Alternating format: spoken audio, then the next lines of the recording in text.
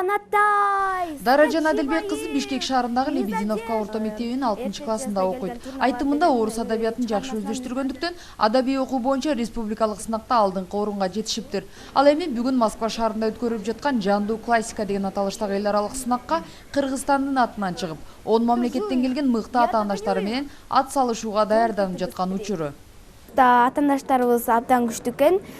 Бирок атаандаштарыбызга карабастан биз өзүбүздүн бүт күчүбүздү жумшаганга аракет кылабыз, алдыга чыкканга аракет кылып жатабыз. Мен ошол Кыргызстандын желегин коргоп, Кыргызстандын намысын коргошум керек. Ошондуктан мен өзүмдү жакшы көрсөтүүгө аракет кылам. Буга чейин орус адабиятын сүйгөн окуучулардын Жандуу классика деген аталыштагы сынагы Орусиянын ар бир федералдык аймактарында гана өткөрүлүп, жеңүүчүлөр Москвада ат салышчу экен. Бирок бүгүнкү күндө башка коңшу өлкөлөрдүн мектеп программасында орус адабиятын кеңири окуткан мамлекеттер көп. Андыктан Украина, Молдовия, Казакстан, Турция, Польша, Кыргызстан, Азербайжан, Белоруссия жана Армения өлкөлөрү менен биргеликте эл аралык сынак өткөрүүнү туура таптык дейт аталган сынактын уюштуруучулары. До этого у нас был всероссийский конкурс, но дело в том, что наш конкурс, он каким-то образом наэлектризовывает людей, и те, кто про него узнают, хотят подключаться, хотят участвовать. Нам стали поступать заявки от русскоязычных школьников, от русскоязычных педагогов, и мы подумали, что почему бы не сделать наш конкурс международным. И наши дальнейшие планы, конечно же, развиваться, чтобы это было уже не 10 стран, а может быть 20, 30 и дальше. Ранние журавли. Рассказ Чингиза Айтматова. Кыргызстандан келген окуучулар эл аралык сынакка Чыңгыз Айтматовдун эрте келген турналары, Жерене менен Толгонайдын диалогу, Чеховдун Хамелеон жана Толстойдун Алтын кулпу деген чыгармалары боюнча даярданып келишкен.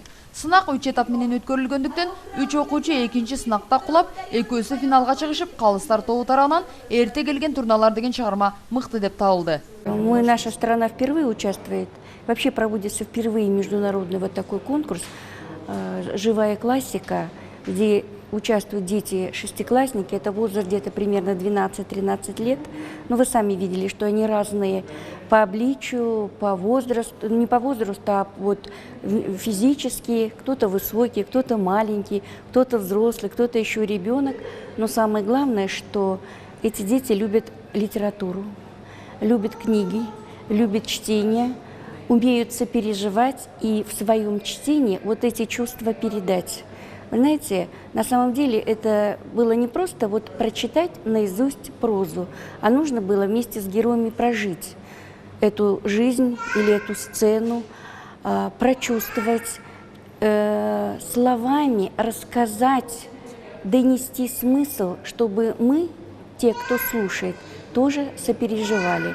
Вот сегодня в зале идет финал. Вы сами видели, что каждого выступающего встречали аплодисментами. Но аплодисменты были разные. В каком плане? Аплодировали, потому что ребенок выступили. Бурно аплодировали, потому что ребенок задел какие-то струны души. Смеялись, потому что это был юмористический рассказ. А кто-то задумался, потому что это была трагедия. Я думаю, что вот выступление сегодня нашей девочки, отрывок из рассказа Чингиза Айтматова «Ранние журавли», он заставил всех задуматься, потому что в зале была, вы видели, мертвая тишина, очень внимательно слушали, потому что Чингиз Айтматов, он классик не только кыргызской литературы, мы будем говорить о том, что он классик не только нашей кыргызской страны, да, Кыргызстана, но и классик уже мировой литературы. И до того он мне полюбился. 6 класстын окуучулары үчүн уюштурулган эл аралык сынак 3 күнгө созулуп, уюштуруучулар башка мамлекеттен келген окуучулардын бардык чыгымдарын төлөп беришиптир. Андан тышкары Москва шаарындагы тарыхый жерлерге экскурсия уюштуруп, оюн-зоок программаларын тартуулашып, эл аралык достукту бекемдөөгө мүмкүнчүлүктөр түзүлгөнүн белгилешет. Сарагүл Полотова, Дарбан Алайчиев, Күндөлүк, Москва шаары.